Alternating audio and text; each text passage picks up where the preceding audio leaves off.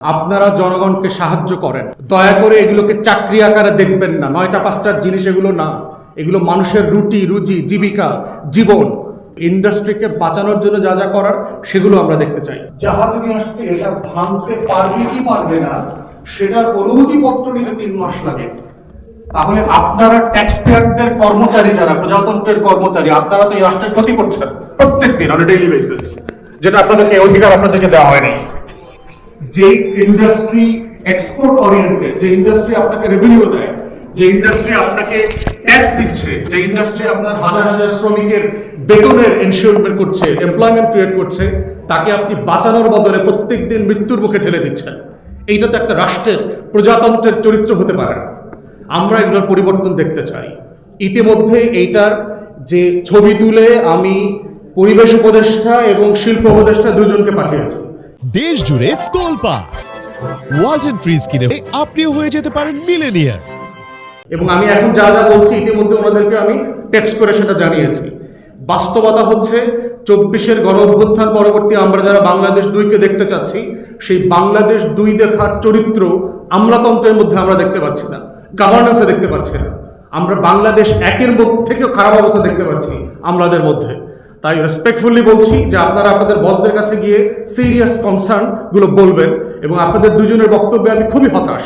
এখানে যে প্রেজেন্টেশন আসছে তার অলমোস্ট কোনো কিছু আপনারা অ্যাড্রেস করেন নাই, যে রাষ্ট্র সরকার এগুলোকে কিভাবে ডিল করবে, এগুলোকে আপনি কতদিনের মধ্যে ডিল করবেন। হংকং কনভেনশন নিয়ে আপনারা কি ডিপ্লোমেসি করছেন? জুন মাসে আমার ইন্ডাস্ট্রি যে কলাপস করবে, এটা কম্পেনসেট করবেন কিভাবে?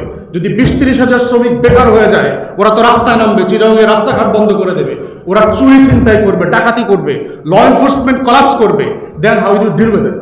আপনি তো অ্যাড্রেস করলেন না এগুলো। So you came very ill prepared, and sorry to say this. কারণ আপনারা প্রজাতন্ত্রের কর্মচারী, and you must listen to আস।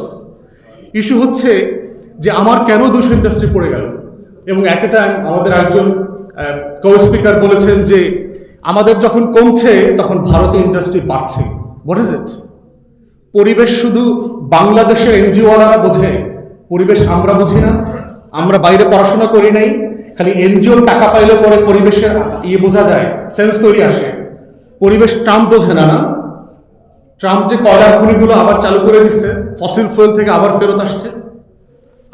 আমার দেশ একটা গরিব দেশ, আমি কি একটা উন্নত বিশ্ব যেভাবে পরিবেশ বান্ধব হতে পারবে, can we afford to do this? We cannot. আমার এখানে ইন্ডাস্ট্রিয়াল রেভলিউশনই হয়নি এখন পর্যন্ত। সেখানে west is living post industrial revolution এরা। They can afford to comply with the environmental consequences. We cannot do that. This doesn't mean we ignore the environmental consequences, because Bangladesh is one of the most vulnerable countries in the world when it comes to environment. Of course, আমরা এটাকে concern feel করছি। সেই জায়গাতে আমরা বোধ করছি যে ইন্ডাস্ট্রিটাকে বাঁচানোর জন্য যত নিয়ম কানুন করা দরকার কমপ্লায়েন্স করে ওনাদেরকে দায়িত্ব দিয়ে দেন। আপনারা শুধু মিনিস্ট্রি থেকে দেখেন ওনারা করছে কিনা। খসরু ভাই কাইন্ডলি আমাকে মনে করিয়ে দিয়েছে যে ওনার দায়িত্বের সময় উনি গার্মেন্টস ইন্ডাস্ট্রিগুলোকে এভাবেই করেছেন, মিনিস্ট্রি থেকে ডিরেগুলেট করে দিয়ে উনি ওনাদেরকে সেলফ রেগুলেটেড করে দিয়েছেন। That's how industry should work. আপনি পার্টনারশিপ করে দেবেন, পার্টনারশিপের মধ্য দিয়ে তাদেরকে জবাবদিহিতার অধীনে আনবেন। তারপরে হচ্ছে যে ব্যাংকের লোন পাওয়া একটা আমাদের বড় সমস্যা হচ্ছে। সাডেনলি আওয়ামী লীগের কারণে আমরা জানি যে টোটাল ব্যাংকিং ইন্ডাস্ট্রি খেয়ে ফেলেছে তারা, এবং সেক্ষেত্রে এই কনসার্নগুলো বলবার ক্ষেত্রে আওয়ামী লীগের আমলের পলিসিগুলোকে রিভাইজ করার ক্ষেত্রে অ্যাসোসিয়েশনের পক্ষ থেকে সিরিয়াস নেগোসিয়েশন করা দরকার। ইমিডিয়েটলি কোন কোন জায়গাতে আমাদের হাত দেওয়া দরকার। ফরেন মিনিস্ট্রির একজন প্রতিনিধি থাকলে ভালো হতো, আমি জানি না যে ওনারা দাওয়াত দিয়েছেন কিনা।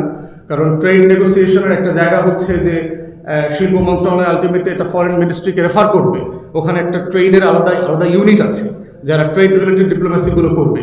তো সেখানে তাদের প্রতিনিধি থাকলে ভালো হতো, অথবা এই ডেলিগেশন তাদের সাথে দেখা করা দরকার, তাদেরকে সিরিয়াসলি কনভিন্স করা দরকার। কারণ June is approaching fast. Ramzan, Eid আসতেছে, কোরবানির ঈদ, বর্ষা বাদল শুরু হবে, বাংলাদেশের ইলেকশনের টার্মোয়েল আছে, সব মিলায় the country is in chaos. So এটা যদি সিরিয়াসলি আমরা নেগোশিয়েট না করি তাহলে ইন্ডাস্ট্রি কলাপস করবে। ফাইনালি যেটা বলছি সেটা হচ্ছে যে এইটাকে কেন্দ্র করে কিভাবে আমরা সেক্টর ডেভেলপ করবো। আমি জিএসপি প্লাসে চলে যেতে চাচ্ছি, যে এটাকে কেন্দ্র করে আমি কিভাবে 200 ফাংশনাল ইয়ার্ড করতে পারি, এবং এখনই যদি 23টা ইয়ার চলে, আপনি চিন্তা করেন 1 লক্ষ প্লাস অ্যাক্টিভ ডাইরেক্ট এমপ্লয়িজ থাকে, তাহলে যদি আমার 200 প্লাস ইন্ডাস্ট্রি ডেভেলপ করে, how many millions we can employ. এবং এটাকে ফার্দার করে নিয়ে দুনিয়াতে আরএমজি সেক্টরের মতো Bangladesh could have been the best in ship making and recycling.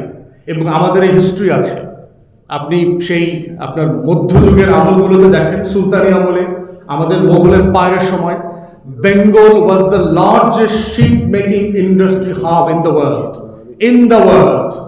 Turkish empire ship making এর জন্য, শিপ বানানোর জন্য বেঙ্গলের সুলতানের কাছে রিকোয়েস্ট পাঠাইত। ইউরোপ, ইটালি, আমেরিকাস থেকে অর্ডার আসতো এখানে শিপ বানানোর জন্য। সো বাংলা ইতিহাস আছে আমাদের শত বছরের, যে জাহাজ বানানো এবং ভাঙার দুটো ইন্ডাস্ট্রিতে we are at the top for many 100 years. So আমাদের এইটা ফিরায় নিয়ে আসার সুযোগ আছে ইকুয়ালি, যেভাবে মুসলিমের ঐতিহ্য আমরা আবার আরএমজি সেক্টরের মধ্য দিয়ে ফিরায় নিয়ে আসছি। এটাও শত শত বছরের বাংলার ঐতিহ্যের জায়গা ছিল। অতএব আমরা বোধ করছি যে সরকার, রাষ্ট্র, প্রজাতন্ত্রের কর্মচারীরা, ট্যাক্স পেয়ারদের যে রিলায়েবিলিটির জায়গা আছে, আপনারা জনগণকে সাহায্য করেন। দয়া করে এগুলোকে চাকরি আকারে দেখবেন না, 9টা 5টার জিনিস এগুলো না। এগুলো মানুষের রুটি রুজি, জীবিকা, জীবন। যেটা কমপ্লাই করা দরকার, যেটা বাধ্য করা দরকার রাষ্ট্রের পক্ষ থেকে, সেটা আপনারা করেন। কিন্তু ইন্ডাস্ট্রিকে বাঁচানোর জন্য যা যা করার, সেগুলো আমরা দেখতে চাই।